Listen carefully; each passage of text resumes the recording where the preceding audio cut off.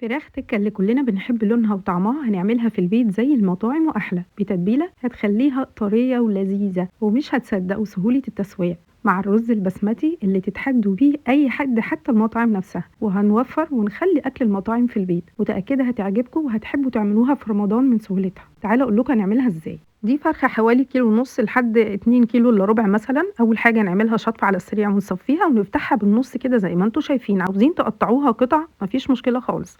انا قطعتها بالشكل ده، شلت كمان الرقبه واي زوايد كده وخدتها غسلتها كويس قوي كده بالميه وصفيتها. تعالوا بقى اقول لكم على المحلول النقع اللي هيخليها دايبه كده من جوه من غير نقع كتير في التتبيله ولا حاجه. في بوله هضيف ميه بارده طبعا حسب كميه الفراخ او حجم الفرخه اللي هتعملوها، معلقه سكر، معلقه من الملح، واي توابل عندكم حسب ورق لورا، حبهان، قرنفل، كبابه صيني اللي عندكم. عندي كمان عصير ليمونه بيقطع اي زفاره على فكره في الفراخ تماما.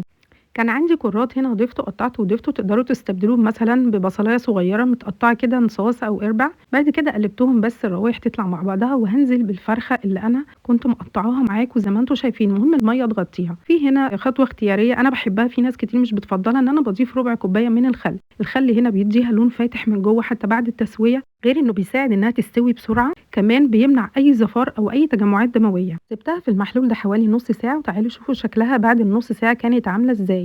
الميه لونها اتغير تماما، كل الزفاره نزلت في الميه، كمان لونها بقى افتح وريحتها بقت احلى. هشيلها من الميه واغسلها واسيبها تتصفى. وتعالوا نعمل اجمد تتبيله الفراخ التكه اللي بنحبها في اللون وفي الطعم.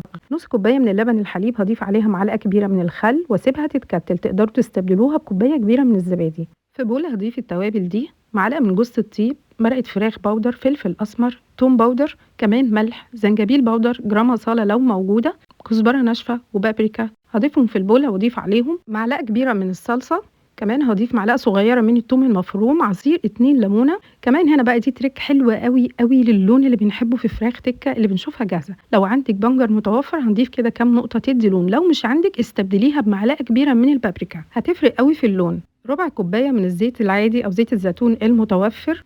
في الوقت ده هيكون اللبن اتكتل بقى زي الزبادي كده، هضيفه على التوابل اللي احنا حطيناها ونقلب. وانتوا بقى راقبوا كده وشوفوا اللون بقى قد ايه جميل وتحفه جدا. كمان قوام التتبيله بقى مثالي ومظبوط قوي. تقدروا كمان تستخدموا التتبيله دي في مشاوي كتير قوي زي الحمام او السمان، واي فراخ في الفرن كمان بتبقى حلوه جدا. اي بقى صينيه عندنا واسعه واحط جزء من التتبيله، وبعد كده هبدا اجيب قطع الفراخ اللي انا عملتها. بس قبل ما هضيف الفراخ هبدا اعمل لها فتحات حلوه كده عشان تسهل التسويه، كمان زي ما قلت لكم طريقه سهله وفي وقت اقل.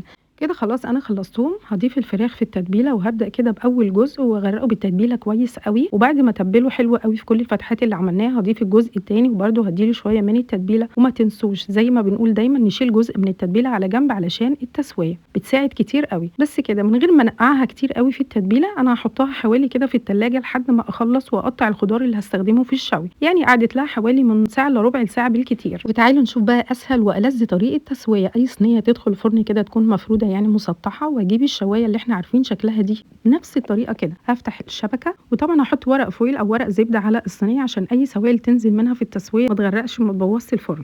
دي الفراخ بعد ما سبتها حوالي ساعه كده في التتبيله بقت بنفس شكلها كده. بصوا لاحظوا كده هتلاقوا الفراخ شربت كل التتبيله لما دوست عليها كده بقت طريه، طبعا بالتتبيله اللي احنا حاطيناها ومحلول النقع. هضيف بقى كده الفراخ مفروده، وخلي بالكم من الجلد نفرده كويس قوي على الشوايه زي ما انتم شايفين. ده خضار انا كنت مقطعاه بصل او ورمه او بصل مقطع انصاص، فلفل حار اخضر واحمر زي ما تحبوا، كمان مكعبات من الطماطم او انصاص كان عندي كرات ضفته وبقت بالجمال اللي انتم شايفينه ده. زي ما قلنا قبل كده بنكون سايبين او شايلين شويه من التتبيله. هدهن كده وش الفراخ وافردوا الجلد كويس جدا عشان ده اللي بيدي اللون وبيحافظ عليها. هدهن كويس تاني كده الفراخ من بره، ساعات بيكون التتبيله برده وقعت منها او حاجه، فكده تمام احنا مطمنين انها متغلفه. افردوا الجلد واقفلوا الشوايه بالمنظر ده. وتعالوا شوفوا ألذ واسهل طريقه تسويه من غير فرن.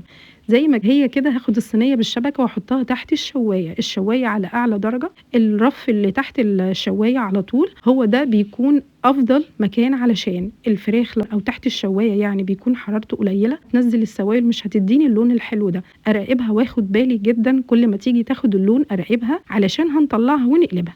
في الوقت ده تعالوا نعمل أجمد رز مبهر زي المطاعم وأحلى، تحدوا بيه أي حد. تعالوا أقول لكم على الطريقة. حلة على النار 3 معالق من الزيت، أول ما يسخنوا هكون مجهزة بصلاية كبيرة مقطعة صغير، أي توابل حب لومي، ورق لورا، حبهان، قرنفل، كبابة صيني، واديهم تشويحة كده مع البصلاية. أول ما ريحتهم تطلع هنزل بكام فص من الثوم وشطة ناشفة زي اللي شفتوها أو فلفل حار.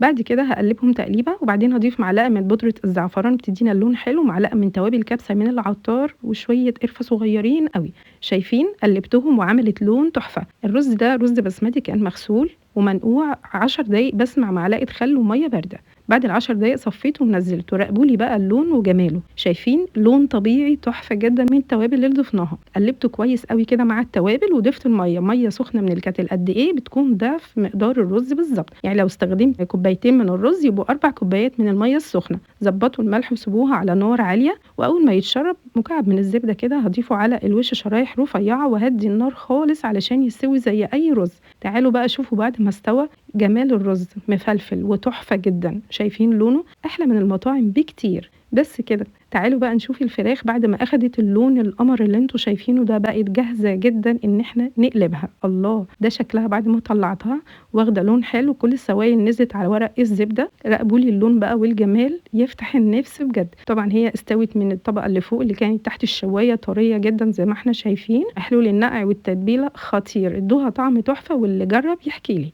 قلبتها على الناحية التانية وشوية من التتبيلة زي ما قلنا، ودهنا كده الناحية التانية من الفراخ بالتتبيلة كويس جدا، ورجعتها تاني تحت الشواية تاخد لون بنفس الحرارة من غير ما اهدي النار ولا انزل من على اي شبكة لشبكة تحت. بس كده. اخدت كلها حوالي ساعة وربع.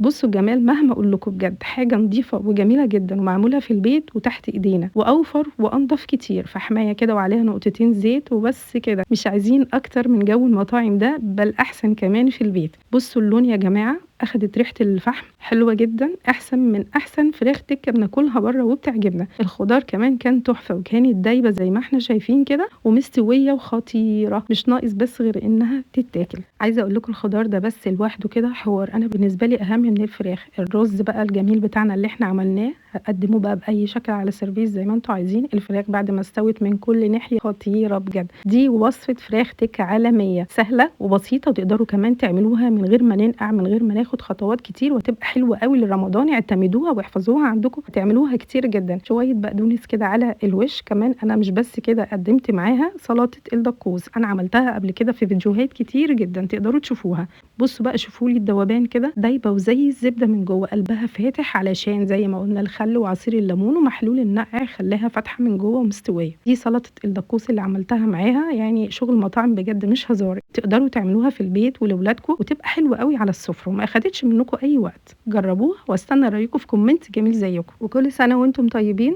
وصحتين وهنا يا رب.